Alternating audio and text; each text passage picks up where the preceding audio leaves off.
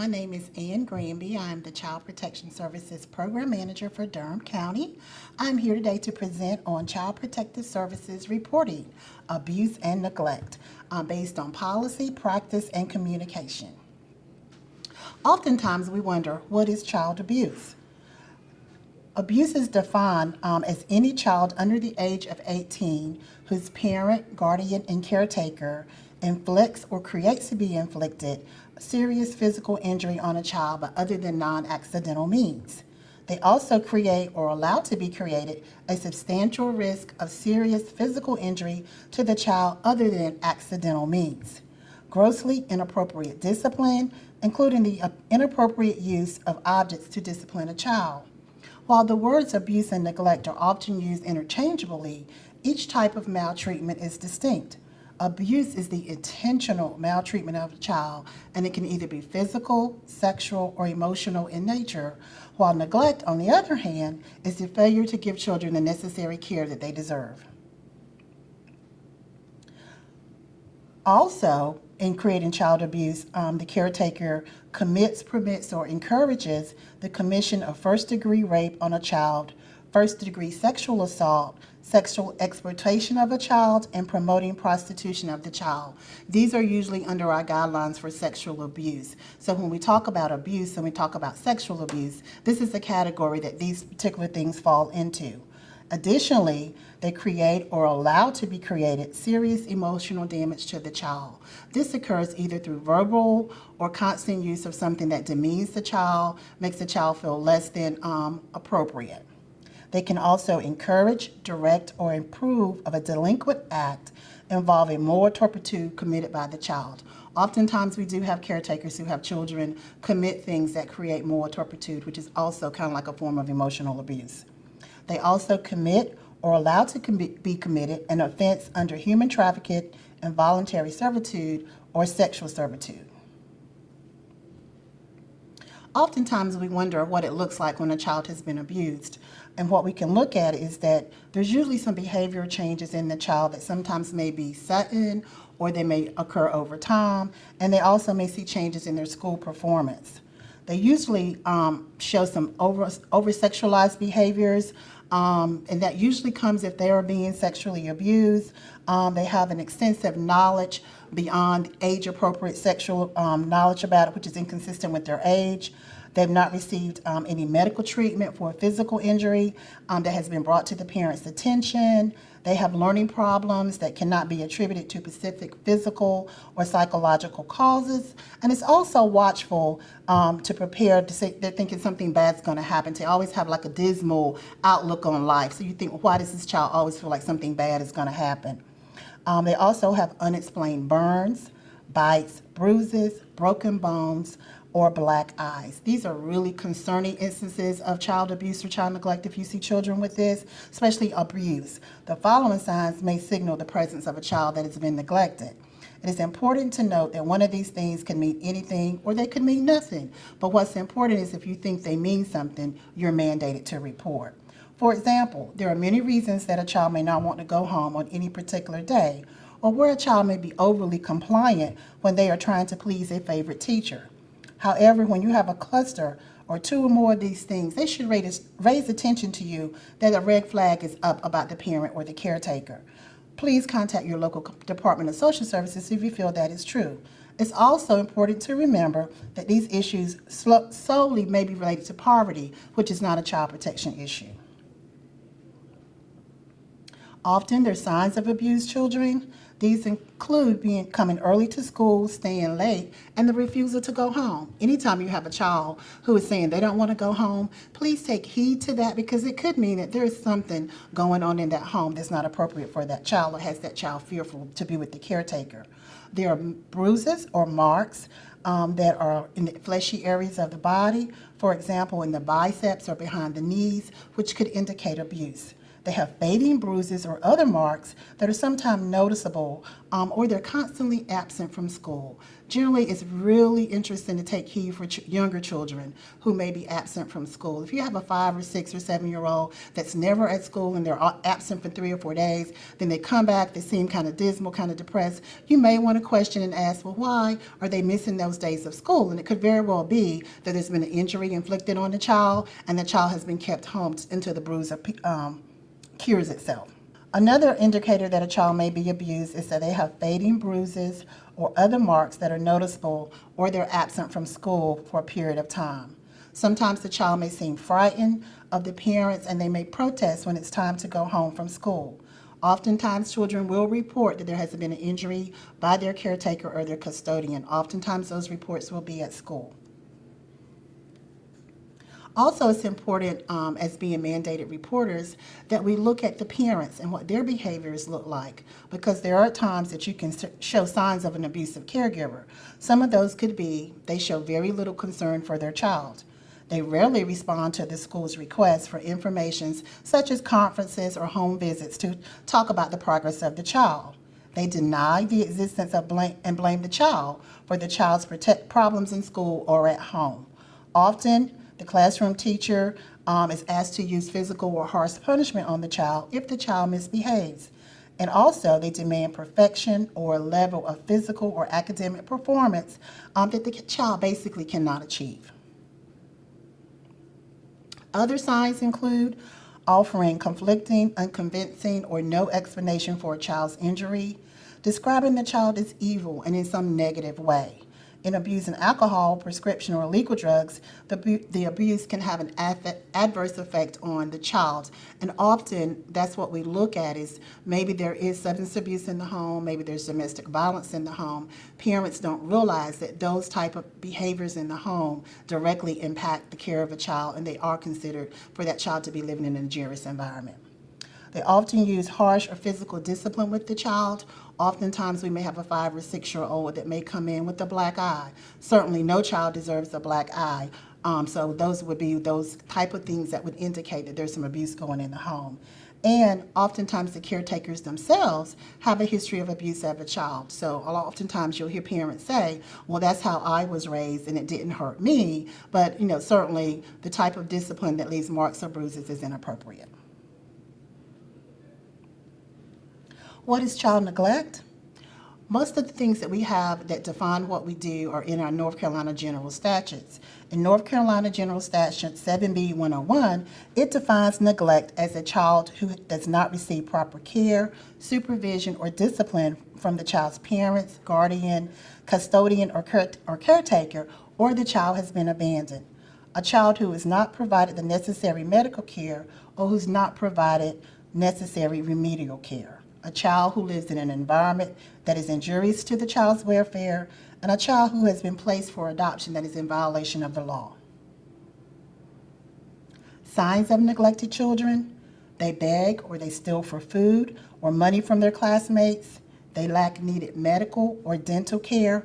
Oftentimes you may see children who may have rashes that may have started to bleed or flaked over, looked old. You may see children who have asthma who may come to school without proper medications. You may see children who have teeth that are rotting or falling out. And certainly when you see children of young ages that lack dental care, that's a form of neglect. They lack age-appropriate adult supervision. We often find children who may go home. We used to call them latchkey kids. But when you send a 5 and 6-year-old at home to stay by themselves for 5 or 6 hours, that's inappropriate supervision. The family has violence in the home, as I spoke of earlier. Domestic violence is one of our largest reporting that we have when there's been an incident that has occurred in the home in the presence of the child. Sometimes there's weapons used. Sometimes the child is injured in the altercation between the caretakers. That certainly is an injurious environment for a child. There's a report of illegal substances or excessive use of alcohol by the parents or caregivers. That also is another big reporting for the Department of Social Services here in Durham County. We have a lot of families that come to us through extensive substance abuse, and they don't understand how the substance abuse indirectly impacts their ability to parent their children. And also, there is no one at home to provide care, which I just mentioned earlier. Sometimes our parents do work. Sometimes they can't afford child care. And they leave the children unattended, which puts the children at risk. What does it take to make a report of child abuse and neglect? The North Carolina General Statute dictates what we all are, and that is we are all mandated reporters in the state of North Carolina. The mandatory reporting law requires that anyone who has a cause to suspect that any child is abused, neglected, or dependent, or has died as a result of maltreatment, shall report this information to the Department of Social Services. That means that no matter where you are, no matter what you see, if you think a child, one of our most vulnerable populations, is being abused or neglected, you're mandated to call your local Department of Social Services. A person that makes a report in good faith is immune from any criminal or civil liability. Persons making malicious reports to the Department of Social Services may be subject to criminal prosecution. And there are times that we do receive malicious reports just because a neighbor may not like another neighbor, or someone receives a report, they think their neighbor called it in, and then they'll call a report in on their neighbor. So we do see that in our agency, but when reports are made, we are mandated to screen those reports in or out.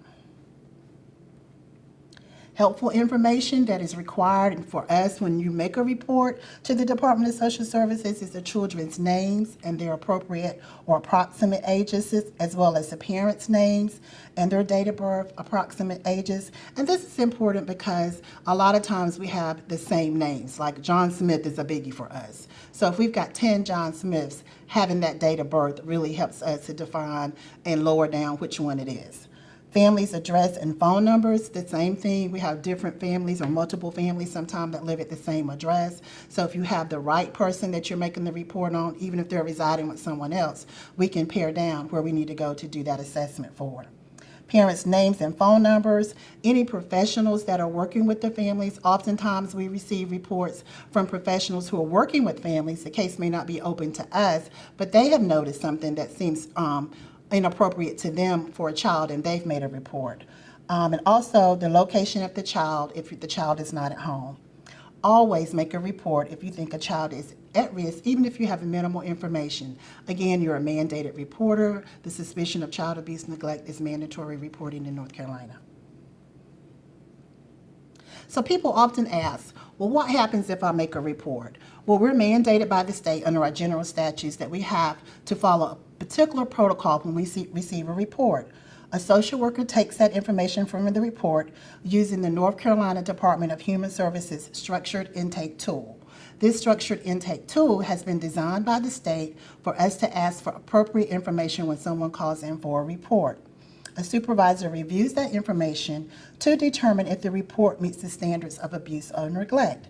These standards, again, are defined by the North Carolina Division of Social Services, which is located in Raleigh in the North Carolina General Statute of 7B 101. The report is screened in for further assessment or investigation, or screened out because it does not meet statutory guidelines. Statutory guidelines, again, are defined in North Carolina General Statute 7B 101, which drives our decision as to whether we accept that report or not. Any report that is screened out is reviewed by a third person, usually a program administrator. That's very important and key in Durham County because not all counties do that.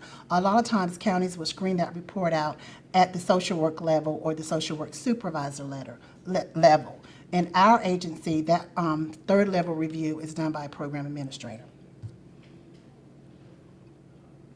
Time frames for investigations and family assessments. Investigation assessments come in for us, and if they meet the level of abuse and neglect, there's an initiation and response time for 3 levels. They are either immediate or 24 hours, Investigation assessments have a 30-day completion time frame. Sometimes we're able to meet that time frame.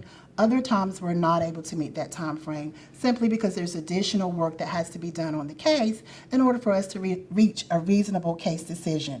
Immediate time responses indicate that the risk is very high for that child, that report is called in. We've looked at that and said someone needs to go out to that house within a 30-minute time frame. Such things may be a child who's under 3, who's been physically injured, requiring medical attention, a child that has been sexually abused, and perpetrator, the person who supposedly admitted the abuse, has access to that child then is at imminent risk, and we need to go out and assess the situation.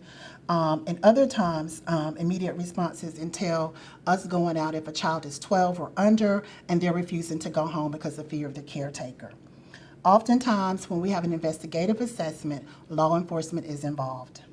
Family assessments are reports of neglect, which are usually like lack of supervision, some of our domestic violence cases, lack of proper care, inappropriate discipline. Usually those are initiated within a 72-hour time frame. There are times that they require a 24-hour time frame. Oftentimes those may be our medical neglect cases in which a child is at risk because of a medical condition.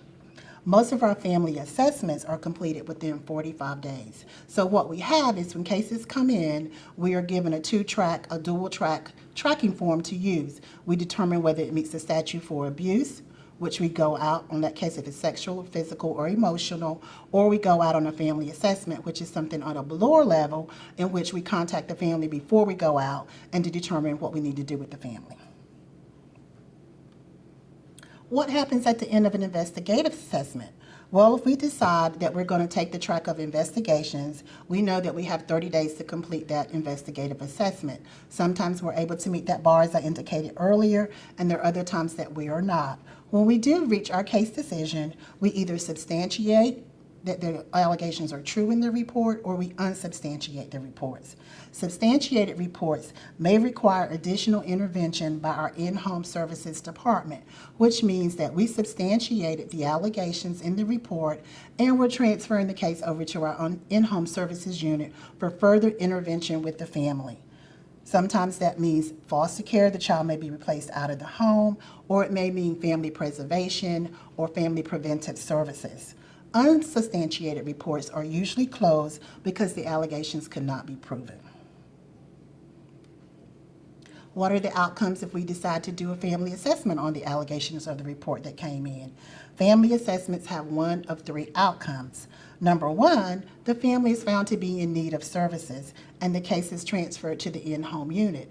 That means that we were able to identify that the allegations in the report were true. This family needs ongoing services. They need preventive services. So we're going to transfer that case over so that a social worker can continue to work with that family, reduce the initial risk that we identified, and provide services to families to keep the children together. Secondly, services are recommended to the family. However, oversight by a social worker is not necessary. Families are educated about the resources that are available for them based on the community partners that we have in place to assist them, and the case is closed. Finally, the case is closed without further intervention, meaning that services were not recommended. Communication between the reporter and DSS. Reporters who identify themselves may be contacted by the assigned social workers for additional clarifying information. Reporters will receive a letter informing them if a case has been opened based on the report. Reporters will also receive a letter informing them about the outcome of the assessment. Most information regarding CPS investigative assessments and family assessments are protected by privacy laws and state policy and cannot be provided. That means whoever calls in for a report of abuse, neglect, or dependency will not be identified unless it has been sanctioned by the court. A lot of times people refrain from making reports because they think that we will tell the families, but by law that information is protected and cannot be disclosed. How do you contact us if you want to make a report? We have a CPS hotline from 8 a.m. to 5:30 p.m. each day. That number is 919-560-8424. That is located at the Durham County Department of Social Services at 414 East Main Street, Durham, North Carolina. You may walk in and make a report if you deem necessary. However, if you are wishing to make additional information, you can reach a staff member by calling 919-560-8000. But again, the reporting number is 919-560-8424.